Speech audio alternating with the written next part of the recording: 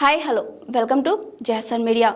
Censor అభ్యంతరం పేరు మార్చుకున్న వరలక్ష్మి సినిమా ఇకపై చిత్రాలకు దేవుళ్ళ పేర్లు పెట్టలేమా? భారతీయులకు దైవభక్తి ఎక్కువ, అందుకే పుట్టబోయే బిడ్డల నుంచి చేసే వ్యాపారం దాకా ప్రతి దానికి దేవుళ్ళ పేర్లు పెట్టడం ఒక ఆచారం. దేవుళ్ళ పేర్లు పెడితే అంతా మంచి జరుగుతుందని వారి నమ్మకం. కానీ ఇటీవల సినిమాలకు దేవుళ్ళ పేర్లు పెట్టడంపై సెన్సార్ బోర్డు అభ్యంతరాలు వ్యక్తం చేయడం ప్రారంభించింది. ఇటీవల దేవుళ్ళ పేర్లు పెట్టుకున్న కొన్ని సినిమాలు సెన్సార్ అభ్యంతరంతో చివరి నిమిషంలో పేర్లు మార్చుకున్నాయి.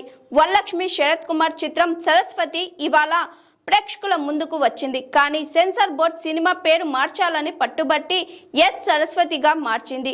నిజానికి ఇది సరస్వతి అనే సాధారణ మహిళ కథ. కానీ సెన్సార్ బోర్డు టైటిల్ పై అభ్యంతరం వ్యక్తం చేయడంతో చివరి నిమిషంలో పేరు మార్చక తప్పలేదు. దీనికంటే ముందు సుహాస్ సినిమాకు కూడా ఇదే పరిస్థితి ఎదురైంది. మొదట సినిమాకు హే భగవాన్ అనే పేరు పెట్టారు. కానీ సెన్సార్ బోర్డు ఆ సినిమా పేరులో భగవాన్ అనే పేరును కూడా మార్చింది. ఆ సినిమా పేరును హే భగవత్ గా మార్చిన తరువాత విడుదలైంది. సినిమా కథ దేవుడి గురించి అయితే లేదా అది దేవుడి భక్తి గురించి అయితే సెన్సార్ బోర్డు ఎలాంటి అభ్యంతరాలు వ్యక్తం చేయలేదన్న అభిప్రాయాలు వినిపిస్తున్నాయి. తేజ సజ్జా నటించిన హనుమాన్ సినిమా దీనికి ఉదాహరణ. ఇటీవల సెన్సార్ బోర్డు తీసుకుంటున్న కొన్ని నిర్ణయాలు ఆశ్చర్యాన్ని కలిగిస్తున్నాయి. అదే సమయంలో విమర్శలు కూడా వినిపిస్తున్నాయి. ముఖ్యంగా the Kerala story 2 cinema release విషయంలో సాక్షాత్తు సుప్రీంకోర్టు సెన్సార్ బోర్డుకు చివాట్లు పెట్టింది.